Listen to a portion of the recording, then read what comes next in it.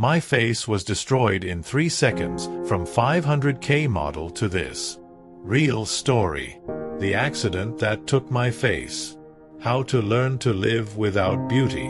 Daniela Vargas was 26 years old when her life changed in a single second. She was a professional model, an influencer with more than 500,000 followers on Instagram, and her face was her fortune. She had built her entire identity, her entire career, her entire sense of self-worth on something as fragile as physical beauty. That Friday night, after a photo shoot for a cosmetics brand, Daniela was driving on the highway back to her apartment in Bogota. She was checking the comments on her social media, something she did constantly. Thousands of "you're beautiful," "perfect," "goddess." Every compliment was like a drug she needed more and more of. She didn't see the brake lights of the truck ahead of her. The impact was brutal. The airbag deployed, but not before her face slammed into the steering wheel with devastating force. The windshield shattered, and several fragments tore into her face. There was a moment of absolute silence before the pain completely consumed her. Daniela screamed and kept screaming until paramedics found her 20 minutes later, trapped in the twisted remains of her car, her beautiful face unrecognizable beneath the blood.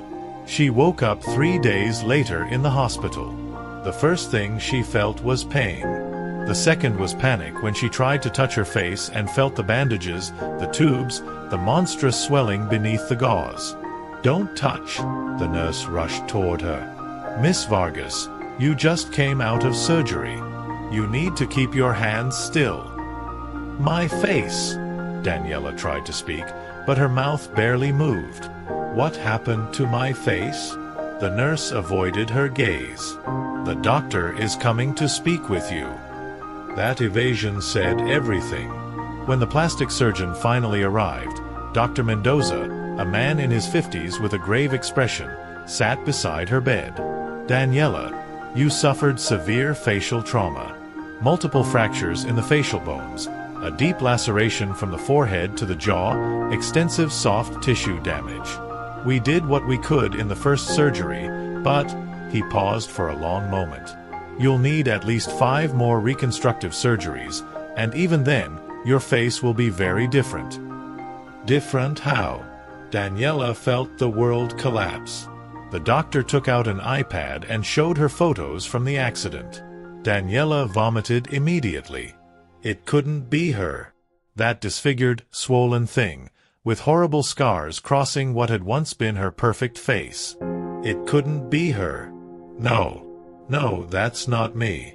Fix it. You have to fix it. I'm a model. My face is everything. It's the only thing I have." Dr. Mendoza looked at her with compassion. "We'll do everything possible. But Daniela, you need to prepare yourself mentally. Your face will never be the same as before." The following weeks were hell. Not only the physical pain from the wounds and surgeries, but the psychological pain of losing what she believed was her entire identity. Her modeling agency called. "Daniela, we're so sorry. We hope you recover soon, but we have to be honest. We can't keep you on the roster. Our clients need perfect faces." "Perfect faces," Daniela finished for them. "I understand." She hung up and cried for hours. The brands that sponsored her pulled out one by one. Contracts canceled. Collaborations ended. Her phone, which used to ring constantly with offers, fell silent. But the worst moment came 3 weeks later when they removed the bandages and handed her a mirror. Daniela didn't recognize herself. A thick, reddish scar ran across her face from her left eyebrow to her chin. Her nose was crooked. One of her eyes drooped slightly. Her cheekbones were no longer symmetrical. Her skin, once flawless, was now covered in stitch marks. She dropped the mirror. It shattered on the floor like her life. "I'd rather be dead," she told Dr. Mendoza. "Without my face, I'm nobody. I'm nothing." For 2 months, Daniela locked herself inside her apartment. She shut down all her social media accounts without explanation. She didn't answer calls. She ordered food delivery and left extra tips so the driver would leave it at the door without seeing her. Her mother, Teresa, tried to visit, but Daniela wouldn't open the door. "Mija, please, let me in. I know you're suffering. I don't want you to see me like this," Daniela shouted from inside. "I don't want anyone to see me like this." One night, in her darkest moment, Daniela was searching online for ways to end her life. She was convinced that a life without beauty wasn't worth living. But her fingers typed something different into the search bar. She didn't know why. Maybe some survival instinct still remained. She wrote, "How to live after losing everything." Among the results was an article about Epictetus, a Stoic philosopher who had been a slave and was left disabled after his master broke his leg. The article quoted his words, "It's not things themselves that disturb us, but our judgments about them." Daniela, read more. Epictetus taught that our suffering doesn't come from what happens to us, but from how we think about what happens to us. That physical beauty, like all external things, is not truly within our control and therefore should not be the source of our happiness. "Easy to say," Daniela muttered bitterly. "He wasn't a model. His face wasn't his life." But she kept reading.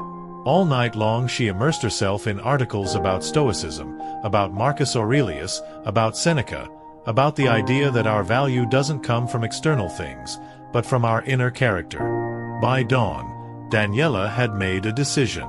She wasn't going to end her life.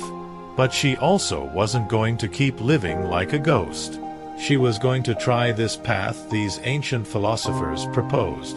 What did she have to lose? She had already lost everything.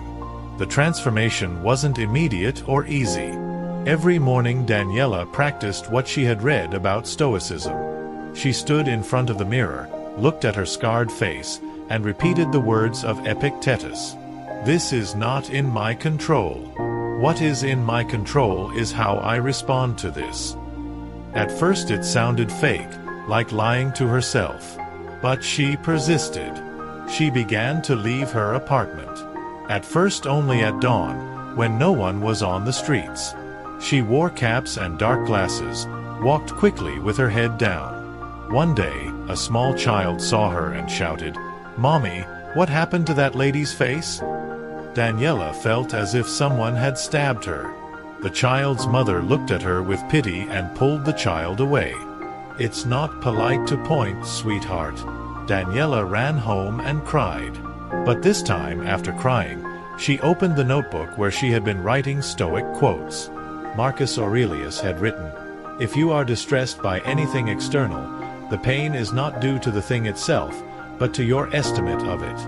The child had only asked an innocent question. The mother had only shown discomfort.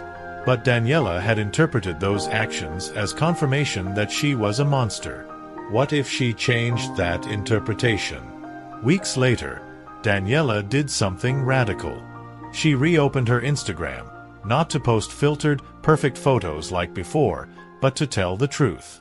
She posted a picture of her scarred face. No filters.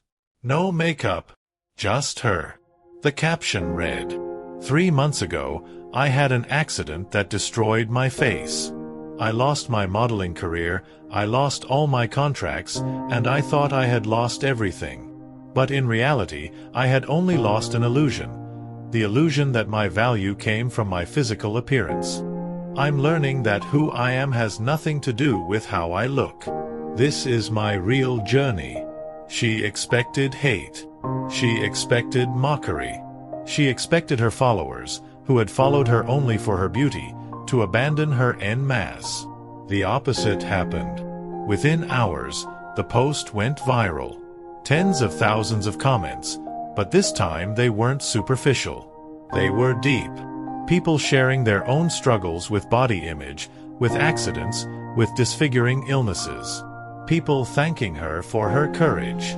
A woman wrote, "I have burns over 40% of my body from a fire when I was 18. I've been hiding for 10 years. Your photo gives me hope." A man commented, My sister has facial paralysis from a tumor.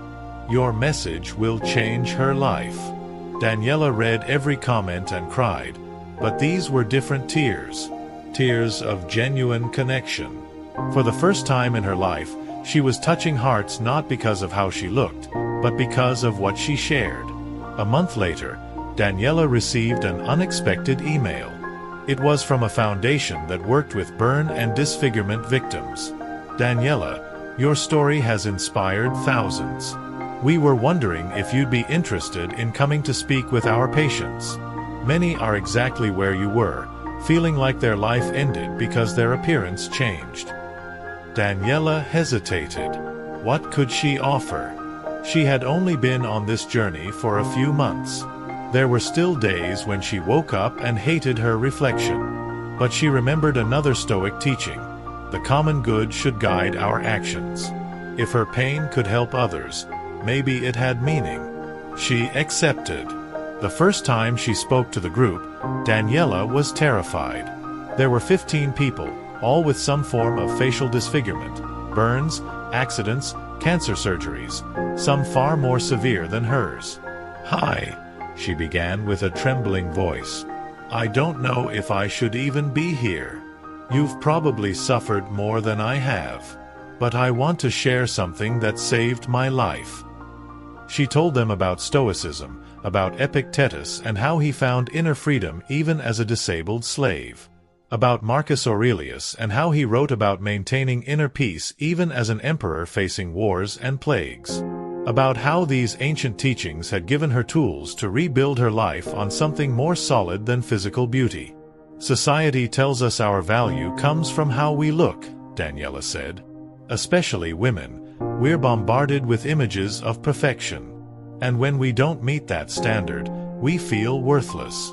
But the Stoics taught something radical. Our value comes from our character, from our actions, from how we treat others.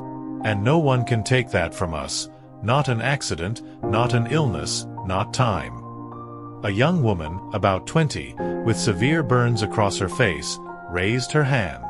"But how do you do it when people look at you in horror? When children cry when they see you?" Daniela nodded. "It hurts. I'm not going to lie, it still hurts. But I learned something from Marcus Aurelius. You don't have to suffer because others think poorly of you. You only have to suffer if you are what they think you are. People can see me as ugly, as monstrous. But I know who I am. And every day I choose to define myself by my character, not by their perception." Months passed. Daniela kept giving talks.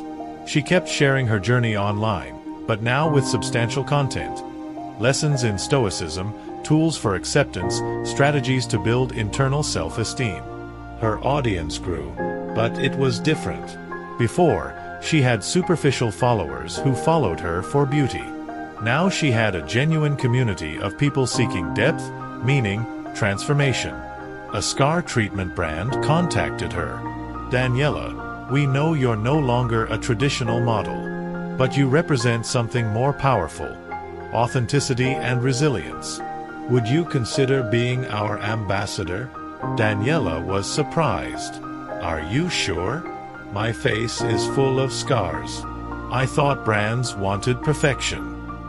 "The world is changing," the representative replied. "People are tired of fake perfection. They want reality. And you're as real as it gets." Daniela accepted, but set conditions. "I'm not going to promote the idea that scars are a problem that needs to be fixed. I'll promote the idea that scars are part of our story, and that it's okay to have options to treat them if we want, but our value doesn't depend on whether we cover them or not." The brand agreed. 1 year after the accident, Daniela was giving a lecture at a university. At the end, a student approached her with tears in her eyes. "Daniela, I've followed you since before the accident. I used to look at you and feel horrible about myself because I could never be as beautiful as you. I went on extreme diets. I considered surgeries I couldn't afford.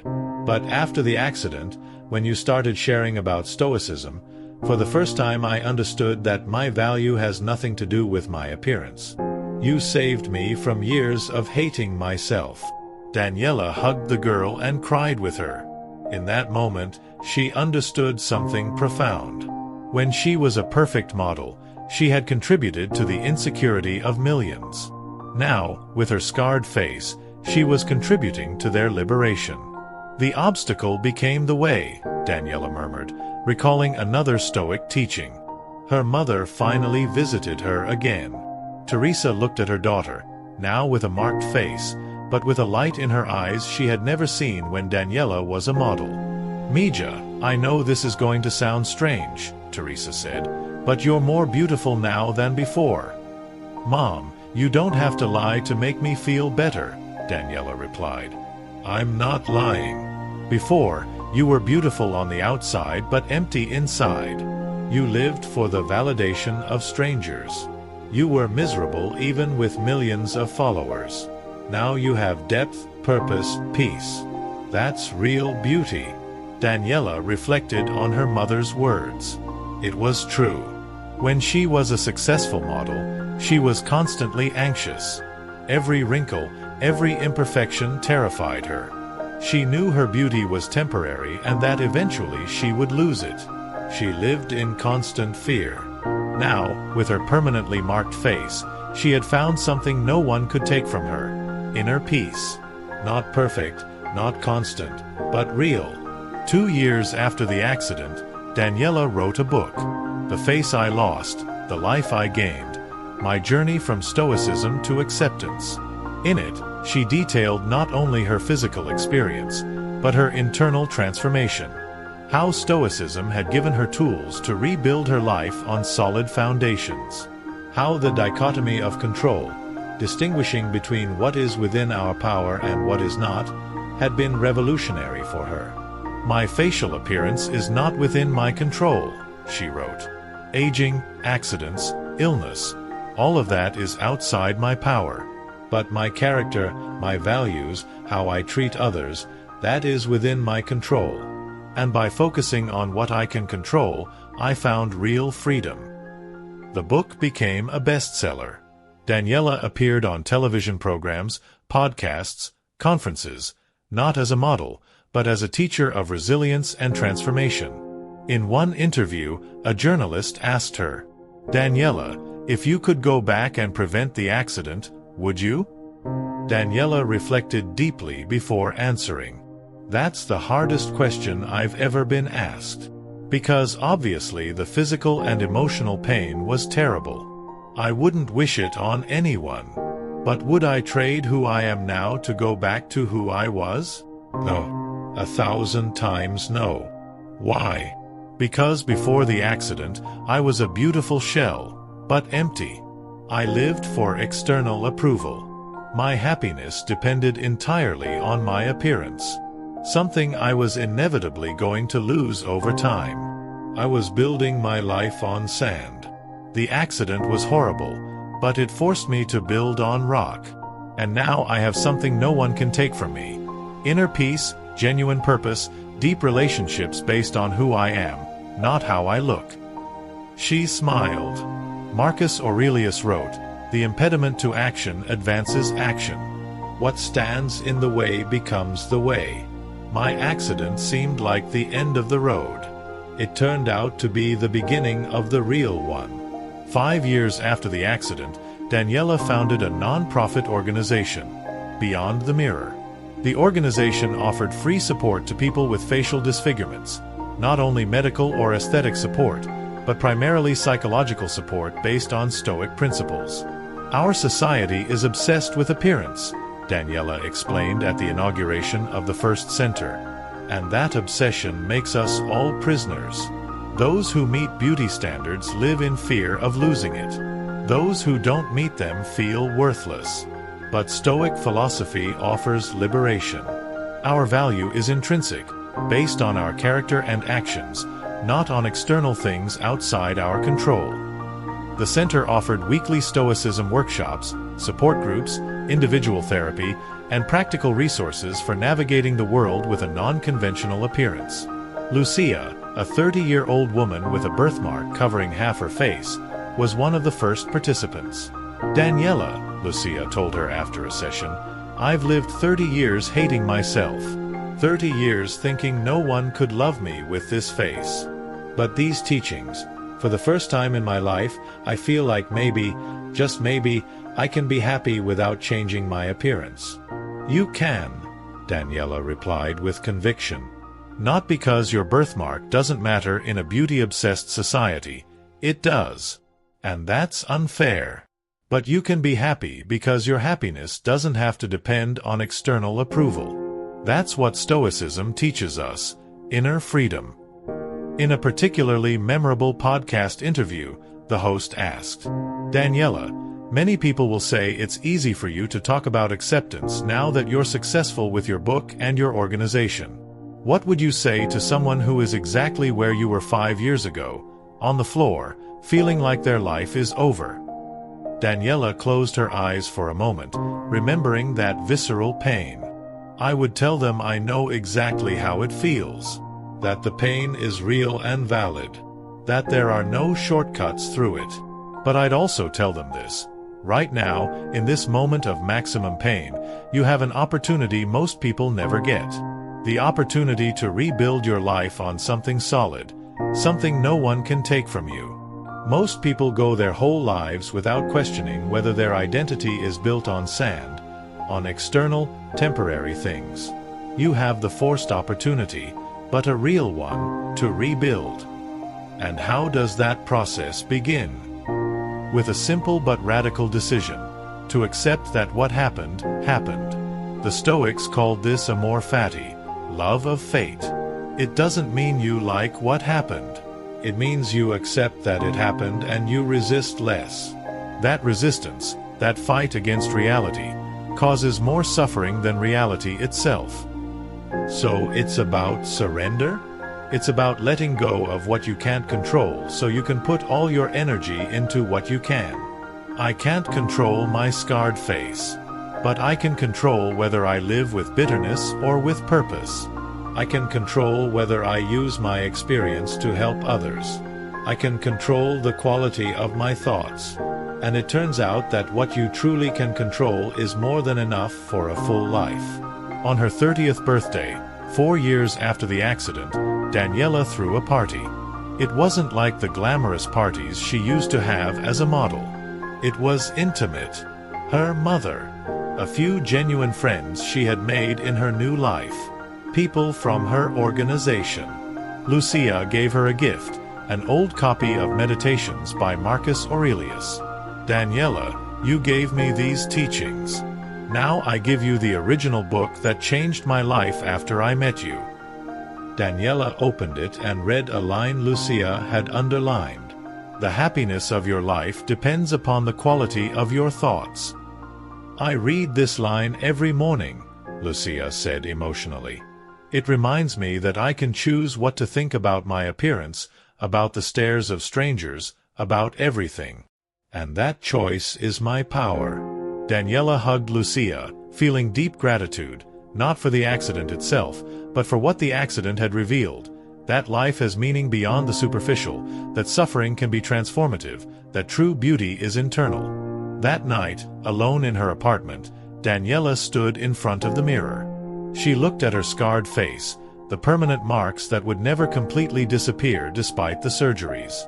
And for the first time, she didn't feel hatred. She didn't feel love either. That would have been too much. But she felt acceptance. Peaceful neutrality. "This is my face," she told herself. "It tells a story of survival, of transformation. It's not beautiful by society's standards, but it's mine. And I am much more than my face." She went to bed that night with real inner peace, something she had never had when her face was perfect. Final reflection. Stoic teachings on identity and loss. Daniela's story teaches us crucial lessons about identity, self-worth, and resilience. First lesson. Your value does not come from external things that can be taken away. Daniela built her entire identity on her physical beauty, something completely outside her control and temporary by nature. The Stoics taught that we should base our value only on what we truly control: our character, our actions, our values. Second lesson: suffering comes from our judgments, not from facts. Daniela's accident was a fact. Her scarred face is a fact. But her suffering came primarily from her judgment. Without beauty, I'm worthless. When she changed that judgment, her suffering diminished, even though the fact remained the same. Third lesson: crises are opportunities to rebuild on solid foundations. The accident destroyed Daniela's superficial identity, but it gave her the opportunity to build a deep and lasting one. As the Stoics said, the impediment to action advances action. Fourth lesson: true freedom is internal. When Daniela was beautiful, she was a slave to public opinion. With her scarred face and Stoic principles, she found real freedom. She no longer needed external validation to have inner peace. Daniela's story is especially relevant in our era of social media, where millions base their self-esteem on likes and comments, on filters and perfect appearances. It reminds us that all of that is sand, and that only by building on our inner character do we find true stability.